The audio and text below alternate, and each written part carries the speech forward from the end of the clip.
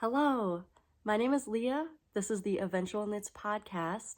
I go by Miss_LJV on Instagram and Eventual on Ravelry.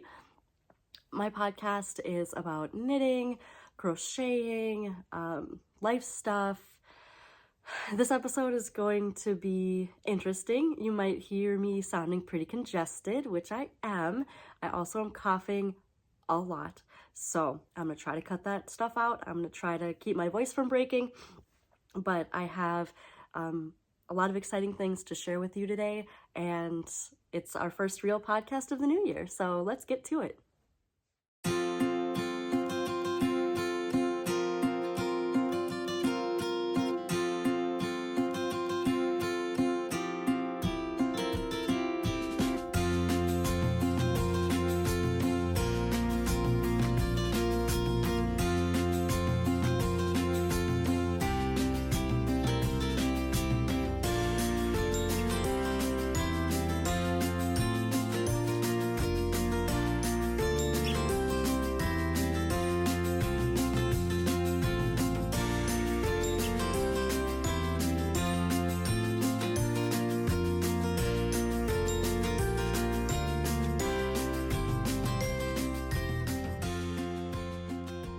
Okay, so my last episode was talking about everything that I finished in 2023. I had planned to do what I'm looking forward to making in 2024, and I think I'm going to talk a little bit about the things that I want to make and maybe show you my queue a little bit, but I don't think I want that to be the focus of an episode simply because new things are always coming up, always. Like, whims change, plans change. If I see a pattern or like a yarn that I want to make something out of, let's see, drink. I'm drinking some Pukka lemon ginger manuka honey tea with a little bit of actual honey added. This was a Christmas gift from Steve, and it says not the worst mom. And I know what you're thinking. Wow, what a, I don't know, basic mom thing to have. But the connection is that in video game, which we like video games in this family, Alan Wake 2, one of the main characters, Saga Anderson, has a mug from her daughter. This is not the worst mom. So anyway, it's just a little deep cut connection, and it's a nice, beautiful, gigantic, good mug. So I'm gonna try to drink it and soothe my throat, so I hopefully cough less because it has been bad. And what am I wearing? I am wearing my completed September sweater. I'm like, who's it by? Okay, by Petite Knit. I thought so, but it's like, for some reason I get Petite Knit and like Espace Tricot and maybe like another one of like the bigger or more well-known or more commonly knit companies mixed up sometimes. So this is my September sweater, and it is a fully brioche sweater, minus the like cuffs and hems and stuff, but let's see if I can show you.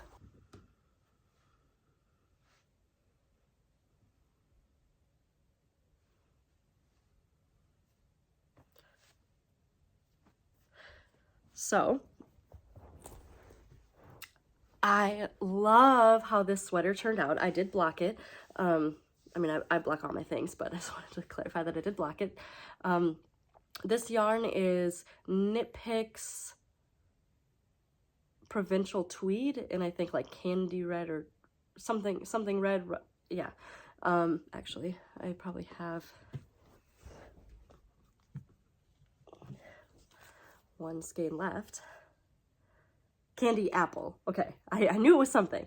And this is a worsted, so it's a worsted weight sweater. I don't remember if the original sweater wants you to hold 2 yarns together. Yes, it wants you to hold 3 lace yarns held together for a worsted. So I just did a worsted weight yarn. So it doesn't start with a solid neckline. What do you do? Let me see. Let me just read the description. So it's worked from the top down in brioche. Oh yes, okay, I forgot. It's been so long. Okay, first the back yoke is worked back and forth with increases at both ends. Then stitches are picked up and knitted for the shoulders, which are worked separately and then joined to form the front yoke. At the bottom of the armhole, the back and front yoke are joined to form the body, which is worked in the round to the hem. After the stitches are picked up and knitted along the armholes for the sleeves, which are worked in the round on a short circular needle and shaped with decreases. Finally, stitches are picked up and knitted along the neckline and a rib neck edge is worked. The neck edge is folded down and sewn down on the inner side of the sweater. Okay? So, sorry about that. So,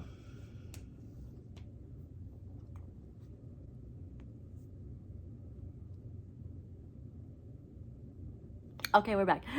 So when I showed this on my completed 2023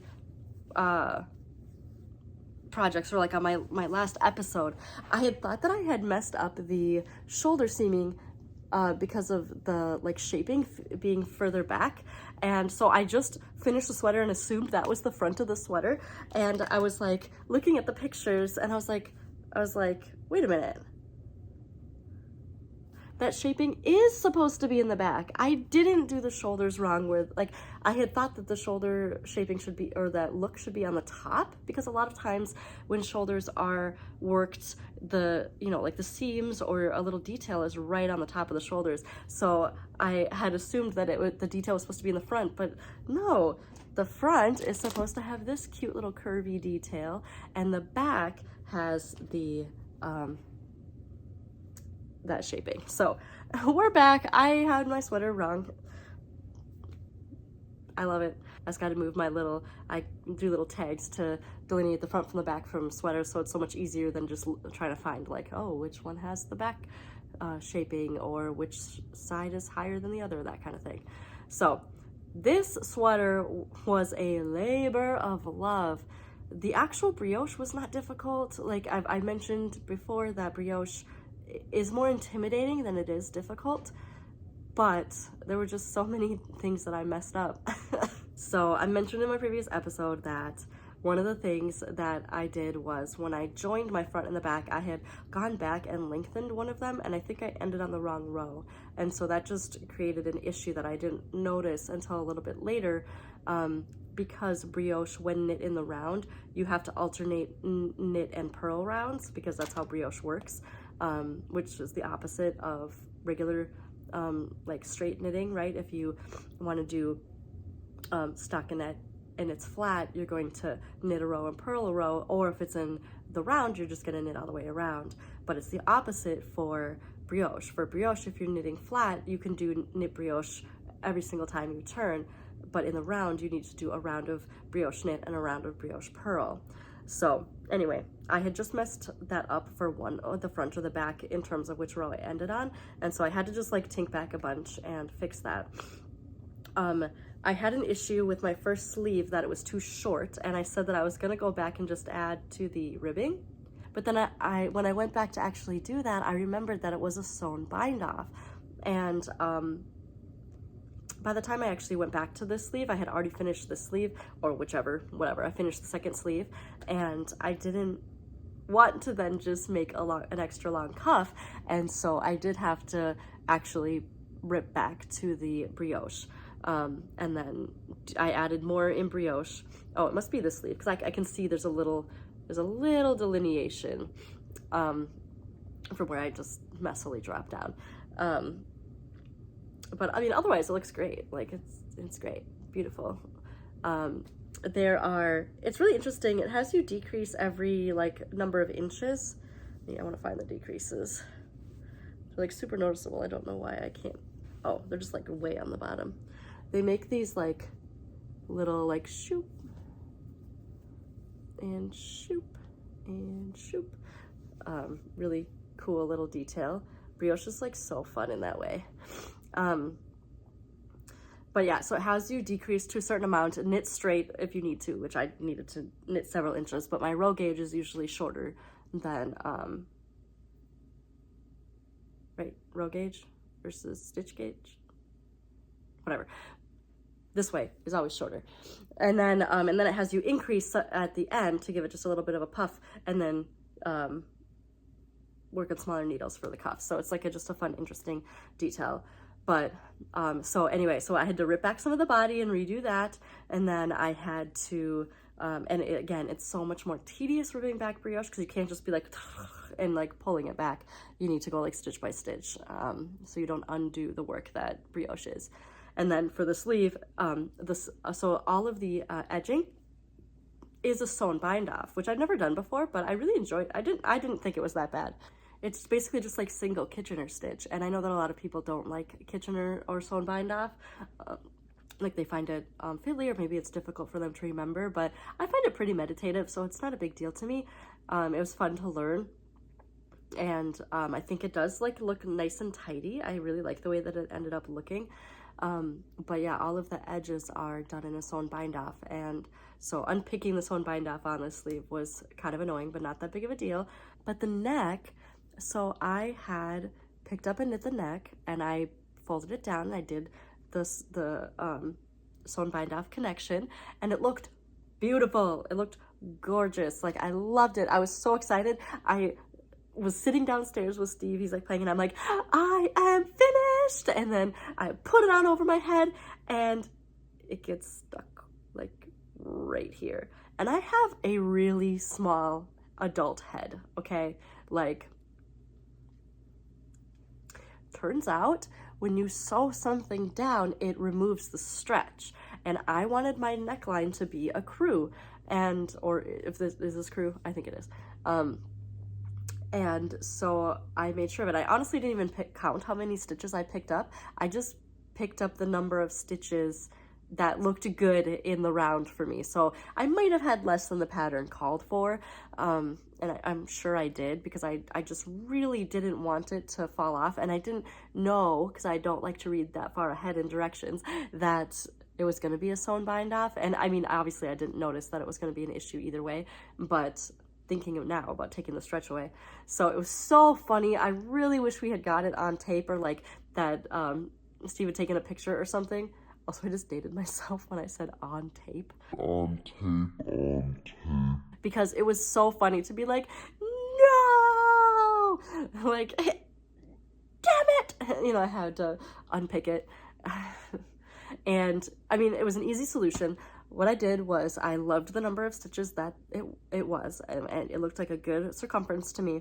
So I just unpicked that, the sewing down, and I just ripped back until, what is this, like an inch maybe? Yeah, maybe an inch or so. And then did a sewn bind off from there, I think. I lied. I actually think I did the opposite. I think I did Jenny's surprisingly stretchy bind off. And it looks good, I think.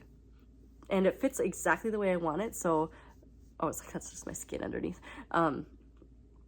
So yeah, I'm very, very pleased with how it turned out. I just want to show you the sewn bind off on the, so a sewn bind off sort of makes it like end in a knit and end in a purl in a way that kind of makes it look like it's continuing over the edge instead of giving it like a hard line. Yeah, so I really enjoyed it. I would definitely, honestly, I would knit this sweater again. I've learned a ton, and I'm very, very glad that I sized it down, because it's the exact perfect fit. And yeah, I'm really happy. I'm pretty hot. I'm very hot right now, but it is so soft.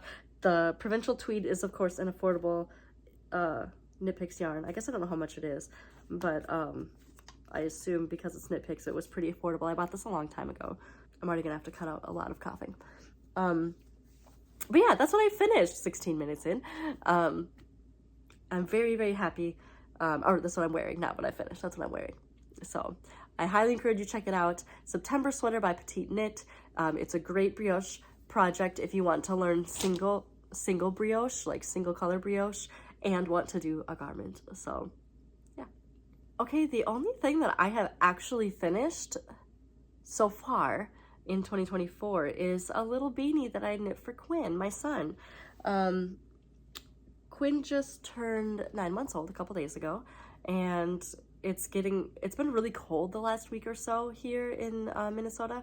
It's been in the like single digit degrees Fahrenheit, so like negative, 15, etc. Celsius. And then like the real feel has been in the negatives, so like even more negatives, like what -10 would be, yeah, -20 something in Celsius. So it's been really cold, and even like before, it hasn't been a big of a deal because we keep what we call the heat shield between the car and like daycare or the car and the mall.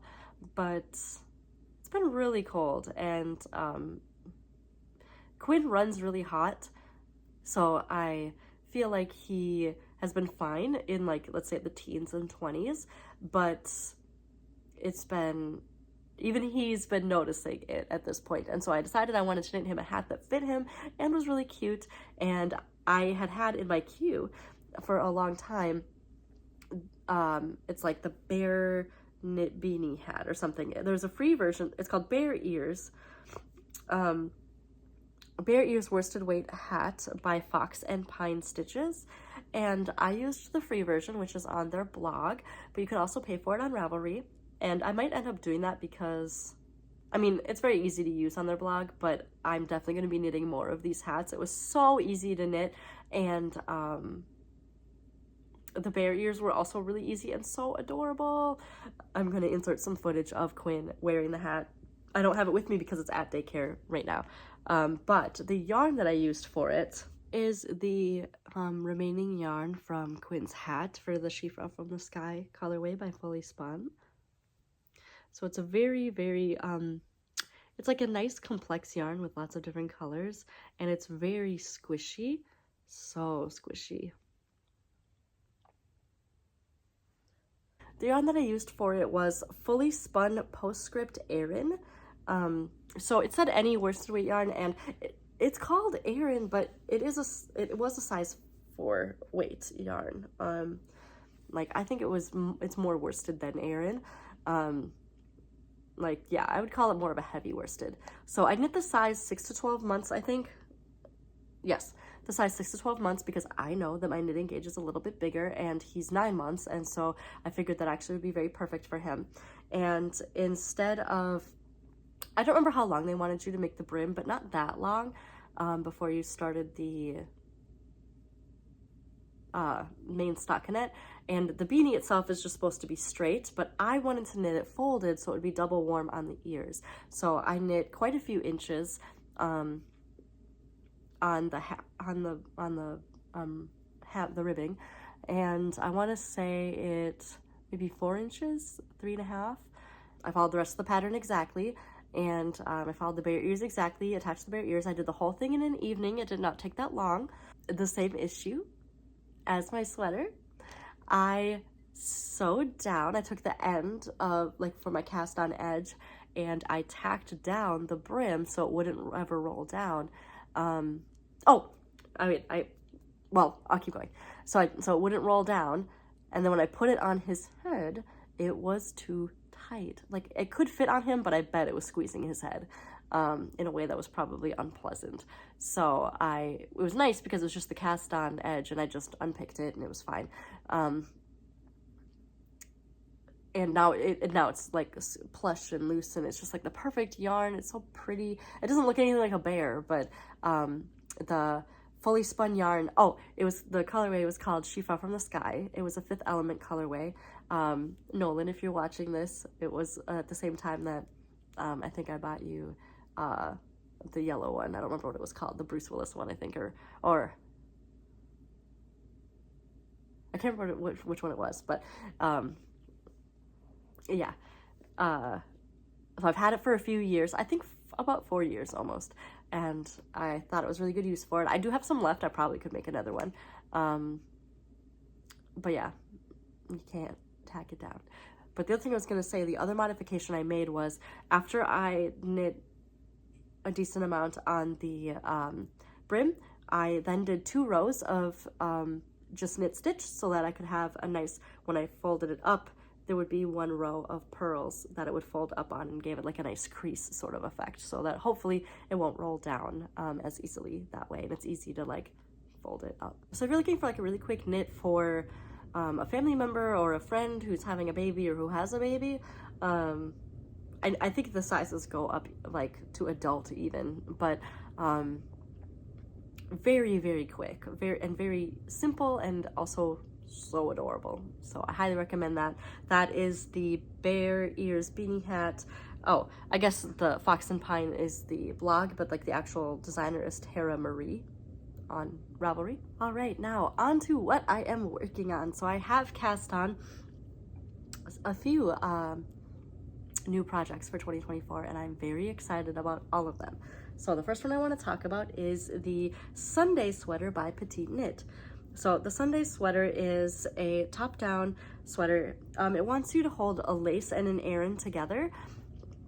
I actually was initially going to knit a different sweater, I think the Bayview sweater by Janine Miska.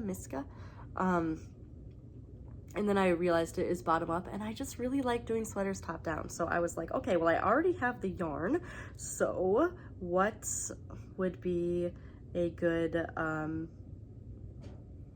what do I already have or have in my favorites that I could use the yarn with? So the yarn that I ordered, that I got, is more Knit Picks Wonder Fluff. I have knit 2 Turtle Dove sweaters by Espace Tricot in Knit Picks Wonder Fluff, and I'm not gonna lie, I considered just making another one because I just really want like a cozy, another top-down sweater that I could like tuck into. I'm wearing a skirt right now, tuck into a skirt, or not yoga pants, or like cargo pants, or like joggers. But in my library, I did have the Sunday sweater by Petite Knit, and that one is sort of like a like fanned ribbing, like just every 1.5 inches you increase your knit and purls depending on whichever row you are on, to make it sort of like little fanned rows of knits for the yoke. And that one is top down, so I cast on for that, and I am this far. I just cast it on I think yesterday. It starts with a folded neck edge where you knit the edge into the cast on edge, and so it is stretchier. Not very, it does like make it less stretchy, but it's definitely stretchier than like doing a sewn bind off. And I've just started, I'm on like my 3rd round of increases, so you can kind of start to see the shape coming in. So it's gonna look really cute. It's probably gonna go really fast because Knit Picks Wonder Fluff is a really thick yarn, so it calls for a lace and an Aran to make a bulky, and I have found that Knit Picks Wonder Fluff is great for like that weight of yarn. It's so funny to always remember what, like 7mm does not exist in American or US sizing for needles, so I always do a 10 and a 10.5 because an 11 is 8mm, and I feel like that's way too big, so I do a 6 and a 6.5, and that always works for me personally. So I am knitting the size large, so I think it's supposed to be 4 to 6 inches recommended ease from your bust line, and I end up knitting a couple inches beyond that even, so it works out perfectly. Don't worry about my knitter's math. But yeah, this is Knit Picks Wonder Fluff, and I don't remember what the colorway is called. It's like a heather violet or heather something.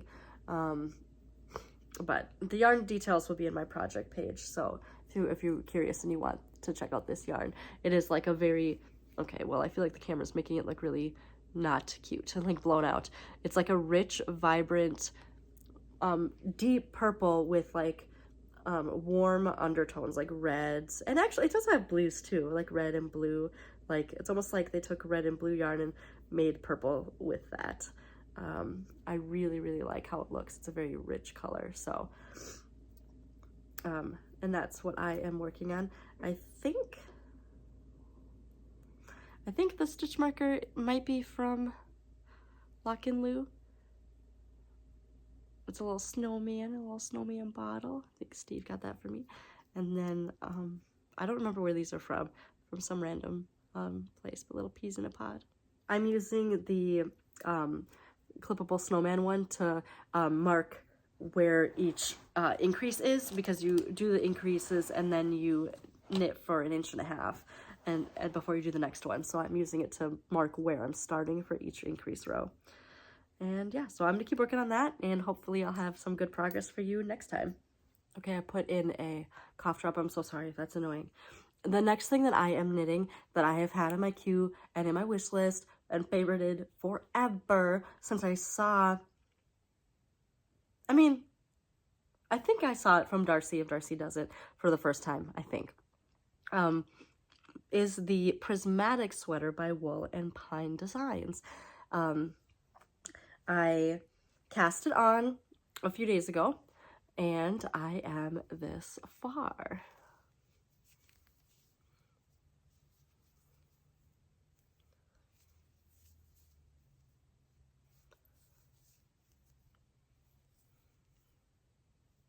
Again, I think the camera's making all of the like increases and color changes stuff like more drastic looking than they really are. Like it definitely looks smoother in real life. But this is how far I am on the yoke. The yoke looks to be about 4.5 to 5 inches total in length. I'm very curious because again, my row gauge tends to be shorter, so I'm curious to see if I'm gonna need to add any length to it. Otherwise, it said if it's too short, then the armholes will be really tight, and the armholes look tight to begin with. So I'm gonna probably do some kind of a modification. Honestly, I might even add like a whole, not like a whole pattern repeat, but like one, like you know how it like has certain rows that start and end. I might add like an additional one of like these or something. Because anyway, I'm sure I'm gonna need to add. Oh, I think it just said add stockinette after the color work if you need to. But I'm really pleased. Of course, I don't remember what the yarn is that the color is, so I'll make sure to put it in my project notes. But this yarn is Bee Woolen. Bee Woolen sock in the colorway Going Gray, and you can see it's a tonal. And then this is actually a purple, a very deep purple. Honestly, it's not that different from the Wonder Fluff. It's like a very nice, rich, deep purple. And that is a Knit Circus. Breathtaking BFL 100% Superwash Blue Face Luster in the colorway Midnight Moon Semi-Solid. The Bee Woolen sock is 85% Superwash Merino and 15% nylon. So I'm not a huge fan of the Blue Face Luster because it is more sticky, you know, like very catchy, a little bit more rustic. But I assume it will soften up, but it is kind of annoying when I'm doing color work because it like catches on the other yarns more. But it's only the border, and it looks so good against the bright colors of the stained glass stuff. Yeah, I'm really enjoying how this is coming out so far. The yarn, even though I don't have the tag right now, is this very variegated yarn. So I am very excited to keep working on the sweater and getting it getting some progress on it. And I am knitting, I also think I'm knitting the size large for this one, maybe extra large. I don't know if it actually delineates by size or if it's by like, you know, 1, 2, 3, 4, 5, etc. But I'm having so much fun working on it. It is a fingering weight sweater, so, you know, progress feels a little bit slower, but it is very exciting because on account of all of the color changes and whatnot. So it is like my interest is kept the whole time. It's just funny to be like, oh my god, I didn't realize, like that was just one row, man. I'm just detangling while I'm talking to you. So, you know, that part is taking a little bit longer, but I know that once I get done with the yoke, the color, it honestly does not take that long, much longer to just, especially once you get to like the body and just do the stockinette, it is totally doable and it's mindless and you don't have to worry that much about it. And pretty soon you are done with your sweater. So Yeah, that is the Prismatic sweater by Wool and Pine.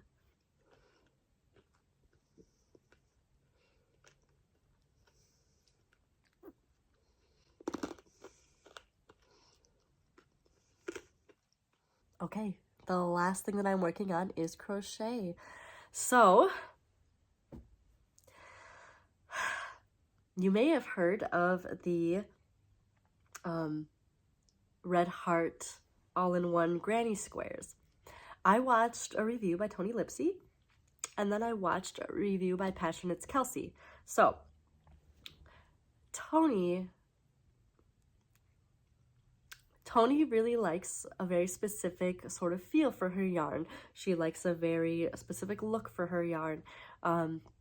I knew going into it that Tony was not going to be a huge fan of the yarn. Now, granted, spoilers, skip if you don't want to see the spoilers, or hear the spoilers. She does give it 5 out of 10 hooks. Like, I've seen her give yarns like 1s and 2s before, so she doesn't give it a full 0. But I mean, even 637 feels like a lot for one of these skeins of acrylic yarn. I haven't used a yarn like this in such a long time. It's just taking me back to my roots. Not how I do my magic rings, but okay, that just feels like a lot. Okay. Oh man. Oh god, I don't like this. Okay. Oh no. Oh gosh. I thought this was supposed to be like easy and simple. But she does not enjoy. So if you've not heard of the Red Heart Granny Square, basically they dye up yarn such that you should be able to take yarn and knit. You get 5 colors, and you get to it's supposed to make up it says 14 squares, but every one that I've seen in reviews say that it makes up to 15. Got lots of fluff bits in my tee. That's cool. It's cool.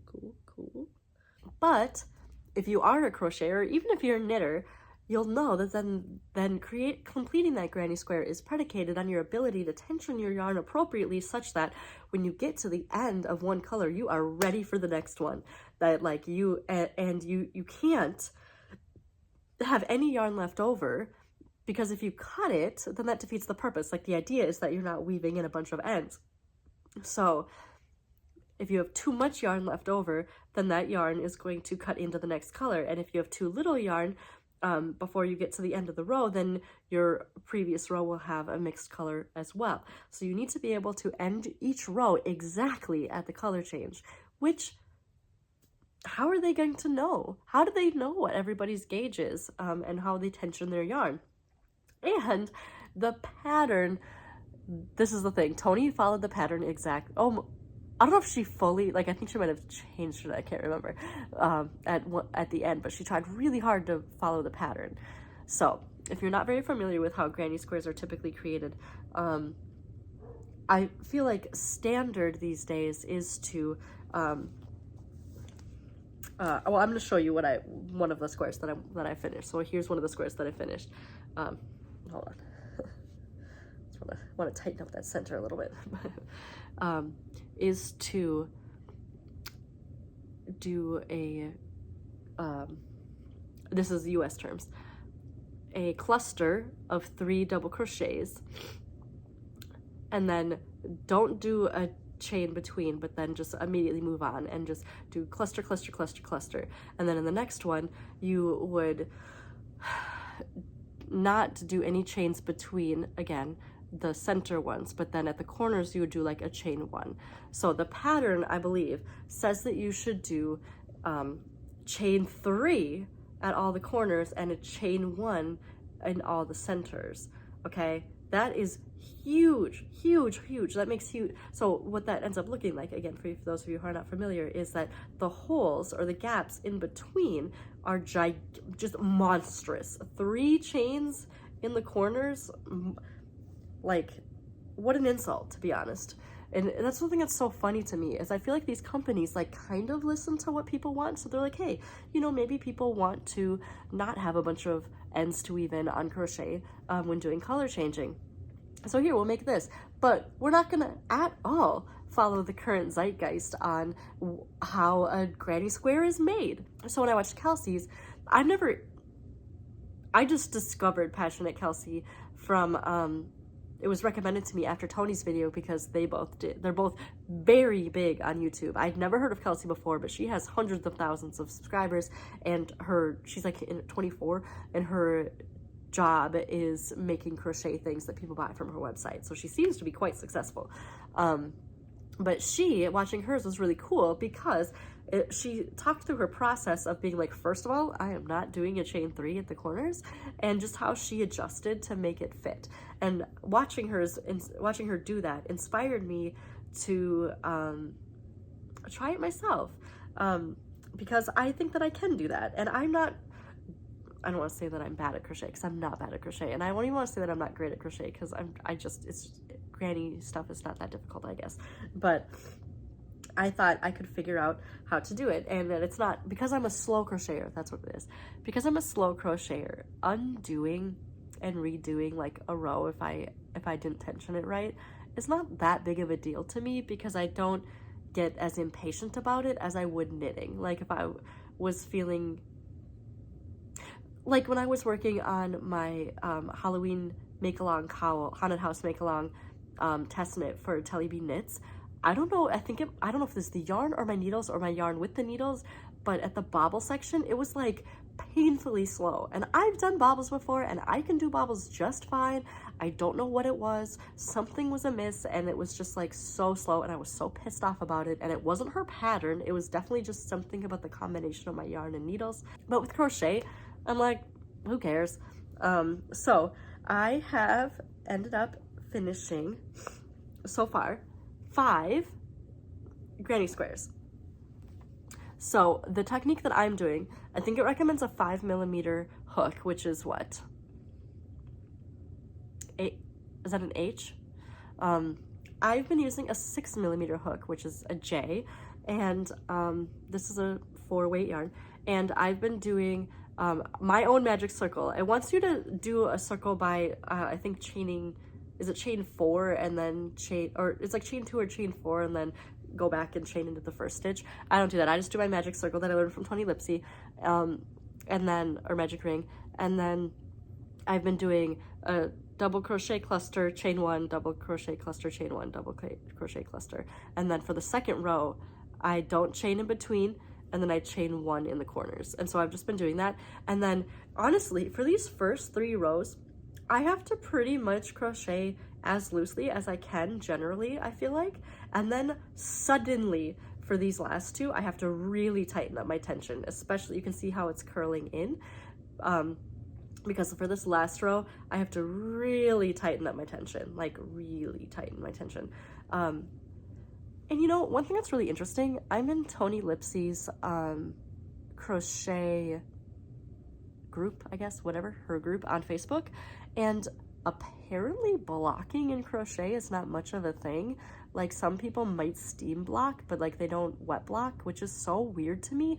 Like Tony talking about, and other people too, not just Tony, but talking about like, I never block my sweaters because then they won't fit anymore. And it's like, well, then that means your gauge is wrong.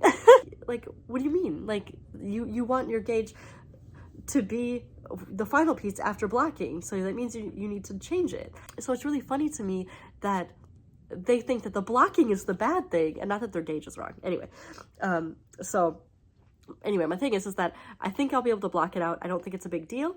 I think I've done pretty good at the color changes. There's been a couple of squares where for like the 4th row or the 5th row, I've kind of fudged it a teeny bit. Also because it's a commercially dyed yarn, it's not super perfect in terms of color bleed. So like there's a lot of this, a lot of, there's a more egregious one. Like, I mean, there's a lot of splatter that ends up in random spots. And it's not just on the white, it does do it on the other colors as well.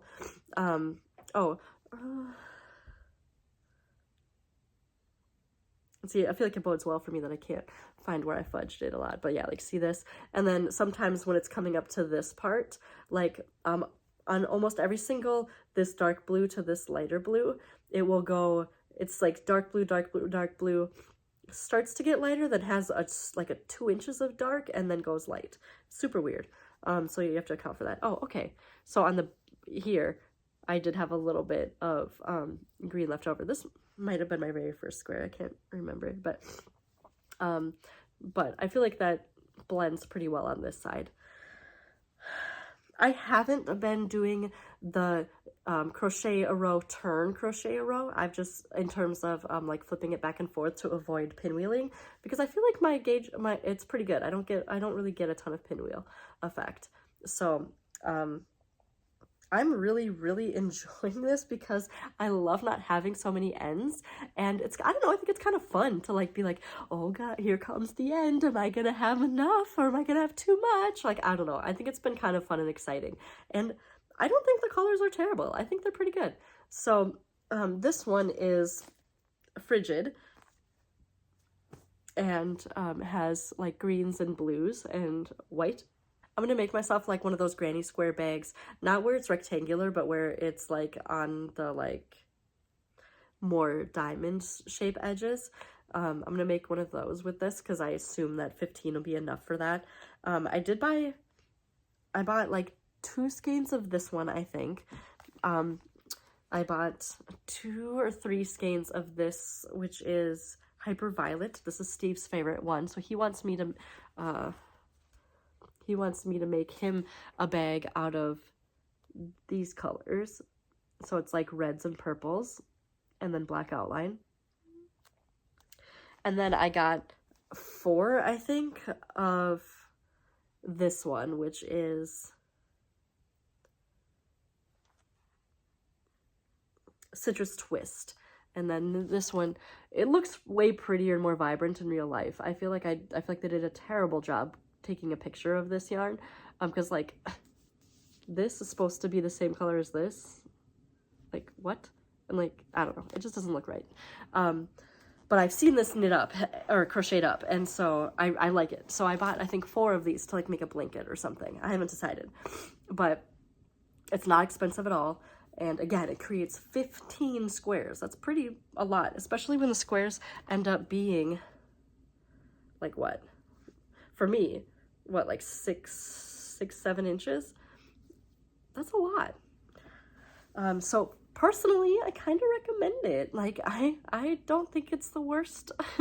I think it's fun. I think it's like a unique thing. I mean, I literally, like this yarn, I can't remember what, I wonder if it says on it.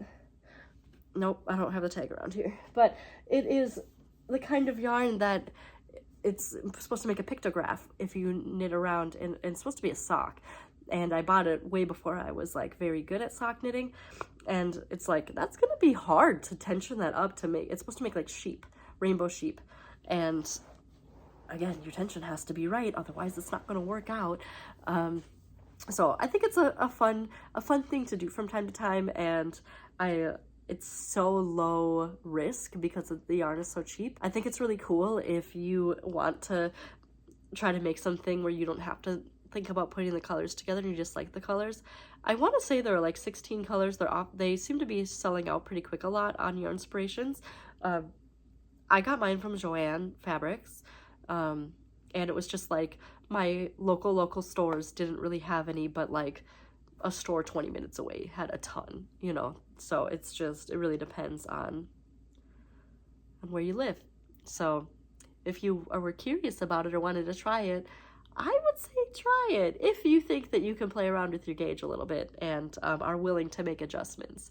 Again, I've been using a 6mm hook. I knit these 3 rows, or crochet these 3 rows very loosely, and then tighten up this one and really tighten up this one. I only do a chain 1 in the corners, and I don't chain in between the clusters. So, and then I just do like a Tony Lipsy's magic ring and for my center. All right, so that is everything that I have been working on. I do have a few like pickups or gifts that I would like to show you, and then we'll move on to life stuff. First thing is, I wanted to point out that I got some yarn from Haverland from my parents for Christmas. So I tried something new this year. Amazon removed their ability to do a universal wish list because they want you to buy from Amazon. They claim that they're working on improving the feature, which I know is a lie. So it's super annoying because I know people like the convenience of Amazon in terms of buying gifts last minute, but like most of the things that I want are not on Amazon. Like I want hand-dyed yarn. So it's a free wish list. You don't, people who look at it don't have to sign up or anything. They can just go straight to your wish list. You can get yourself a vanity URL to help guide them to it. It's so easy to use. And it does mark them as bought in the same way that Amazon does it. And I just put it in my Amazon description. Like I use like a short URL. And it's called like Things to Get Me. And it's an app, and you can add from any website, just like you used to be able to do from Amazon's universal wish list. So that's my plug for that. And it's completely free. But again, Darcy from Darcy Does It was knitting up some socks in this Haverland colorway, and it was so beautiful, and there was not that many skeins left, and I really wanted it. And so I got it for Christmas, and I'm so happy. It is Potomac sock, 4-ply fingering, 75-25, superwash merino nylon, 462 yards. So got that. The next thing I want to show is a bag that I got from Black Pearl Magic. I can't remember if I showed this already, so sorry if I did, but it's just this beautiful, it's so soft vinyl. I love the zippers on her bags. They're just so like smooth and substantial. I don't know, I just love them so much. So it's this nice purple sparkly project bag that I got from Black Pearl Magic. And speaking of Black Pearl Magic, instead of doing an advent from them, they had like a hologram winter box, and they specifically said that it was not for like an advent, like you get it and open it all right away. So here's the bag. It's a sweater size bag, and it has this beautiful little iridescent like I don't know, little charm and a little strap. Again, very substantial, nice little light pink. And it came with a little Black Pearl Magic little notions pouch. And again, I feel like the iridescence is really hard to capture on camera. It's all like iridescent, like sort of like pink leaning. It's like a pearly iridescent white. A needle minder, needle holder. It zips up, and it has a little star charm.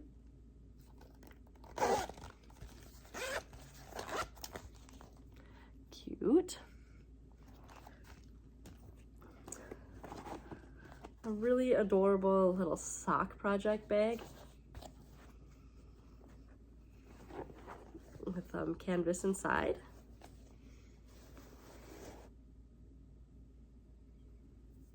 And again, sparkly iridescent bottom. Little stars on it, very cute. Nice little sunset sky hype.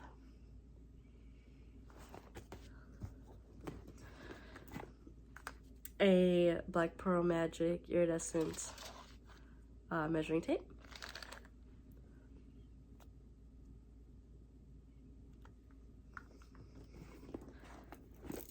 A gauge ruler. And again, it's iridescent, like it's coming in. It's so funny that it's coming in very like teal when it's definitely like full iridescent. Some little iridescent stitch markers. They're little stars. I've noticed more people using these ring clasp ones, and I love them. And by more people, I mean more stitch marker sellers.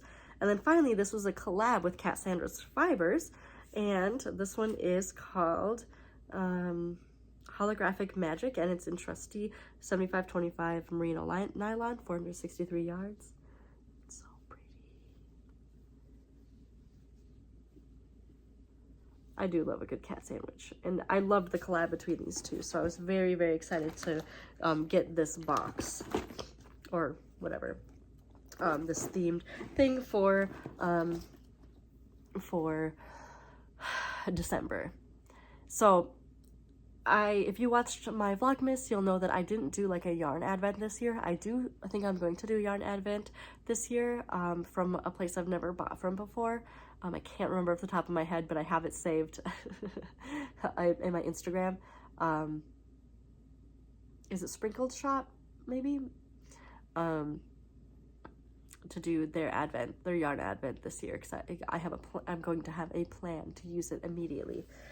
I did have a stitch marker advent, which was really cool because it added to my stitch markers, and they didn't all have the same backs, but most of them were closed rings, which I'm totally fine with. That's kind of the one that I use the most.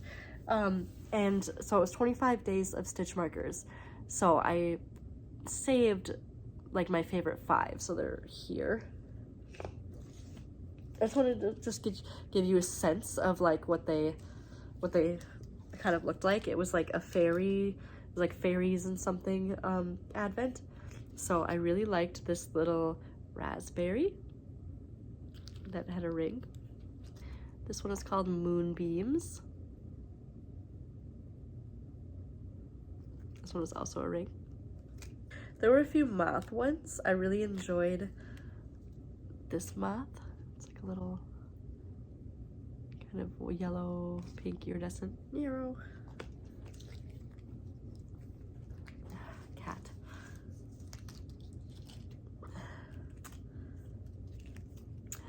This one says a gentle glow to help light the way. A little firefly, a lightning bug, and lastly, this one's called a flicker of light. I really loved. It's a little like candle lamp.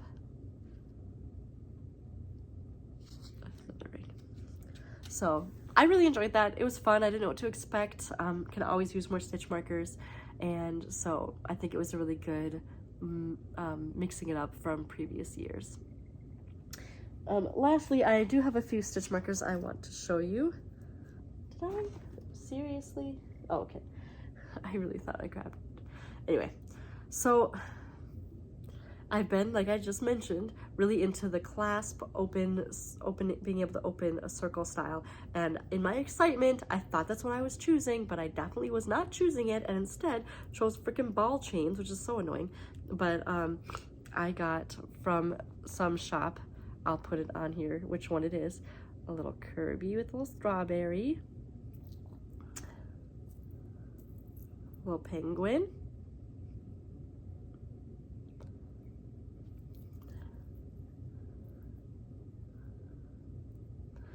and a little star, a little candy cane.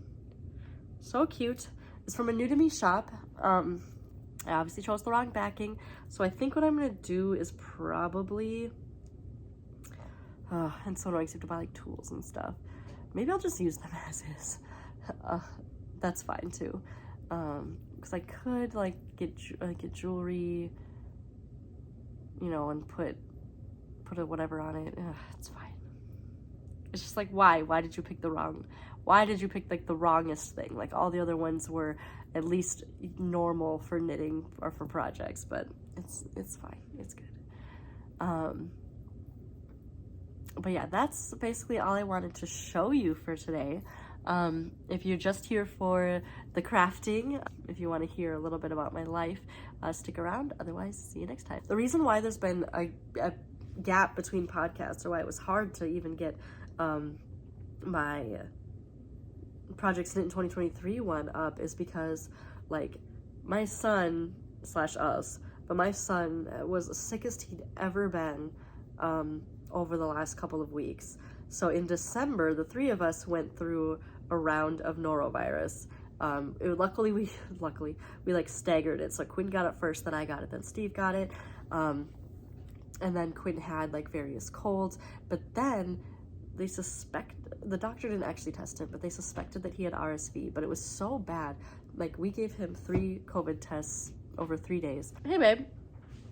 Like he was running an insane fever for days, like nonstop. Even with medication, it was above 102 every single day. Like we were constantly giving him, and he was like, he was just falling asleep all the time. We kept him home from daycare for 3 days, and then we had him over the weekend, and he just like, it was just, I've never seen anything like it with him. He's just constantly sleeping. He was so hot. On the worst night, he and I just spent the night in our chair because he like couldn't breathe laying down, and so he couldn't sleep. And so I held him so that he could sleep upright. And also he was, of course, extra needy. He's a very needy child when he's around us. Like he's great at daycare, but when he's like in our presence, he's extremely needy to be like in contact with us. And so holding him a lot, honestly, just holding him basically for days and days was really what he needed. And we ended up going to the doctor because we were like, okay, this fever, and his fever was like 103 something, and they had us give him a nebulizer and prescribe prednisone just to treat the symptoms though. And again, they didn't test for RSV, they just said they suspected RSV, and RSV has been going around his classroom, so we're just gonna assume that's what it was. But of course, the second he started getting better, which was on Monday was his first day better, then I'm so sick. Like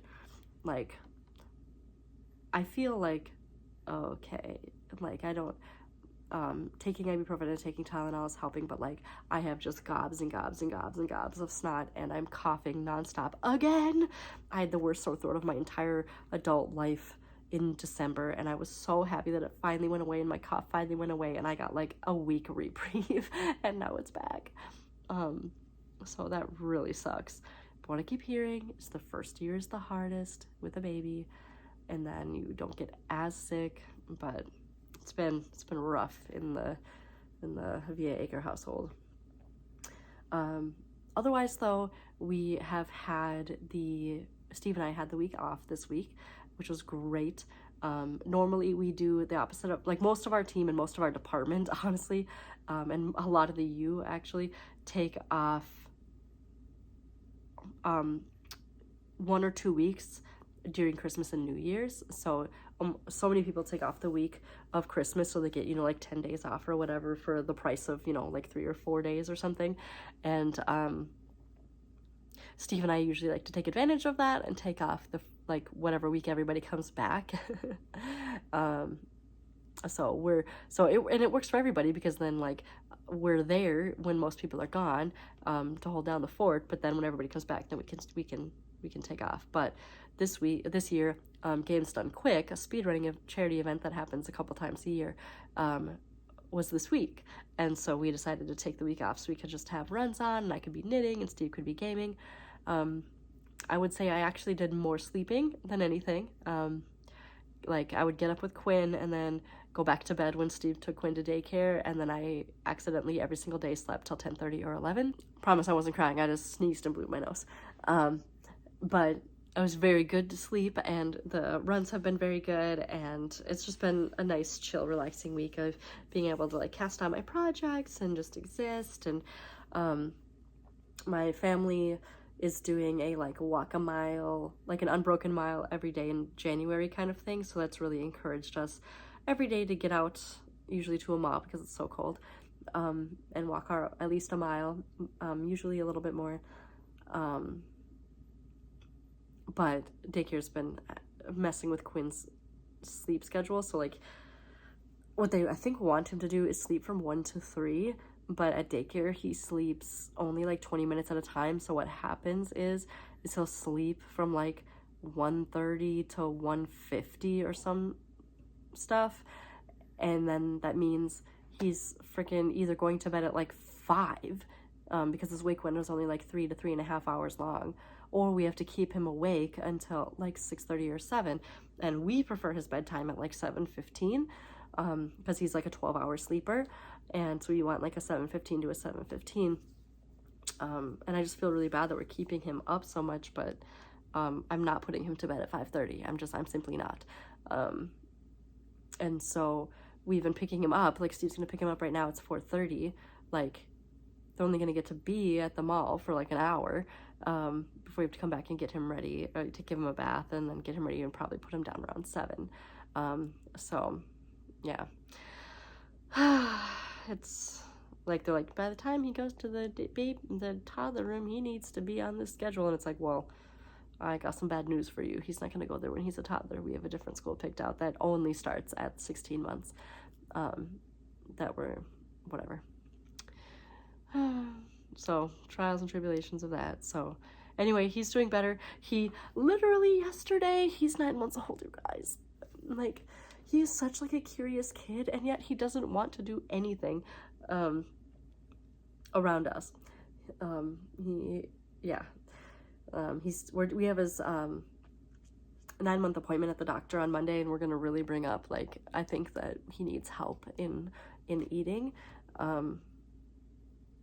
because he doesn't want to eat. He does not want to swallow. He gags on literally everything, and in a way that upsets him. That's like the thing they said, like, when kids gag, it shouldn't bother them. It should just be a part of the process, but he doesn't even want to touch foods because it makes him gag. And I think it's related to when he was born and he was in the NICU for 5 days because he didn't know how to coordinate sucking and swallowing. Like, I think he just has like trauma or something going on with his mouth that makes it, like, I just have a feeling he's gonna need help. And then we were like, okay, is he ever gonna crawl? Like, he seemed like he was gonna skip crawling because he pulls to stand now, and he knows how to take steps, but he has zero balance. Like, he would smash onto his face or his back if we weren't holding on to him, but he definitely thinks he can just walk. But yesterday he did like this, like like got on one knee and then used his other leg to like lurch and pull him forward. He was army crawling across the floor a little bit too, like pulling with his arms and pushing with his legs. And it's just really exciting to finally see him get some movement, and I cannot wait till he crawls. And please don't tell me, just you wait, unless it's a positive. That's all I care about. I am so excited for him to become mobile. Like, that's all I want. Like, I don't want a baby, I want a child, so I am so excited for him to be making progress. But yeah, so it's been pretty quiet and lots of sicknesses. I'm really hoping that that goes away eventually in the near future. But yeah, thank you so much for being here with me today. I gotta wrap this up. I appreciate you being here with me, and I look forward to seeing you again soon. Let me know if you have been thinking about or are trying the Red Heart Granny Square yarn, what you think of it, what your favorite colors are, and if you're making a project with it. I hope to see you again soon, and have a good weekend. Bye.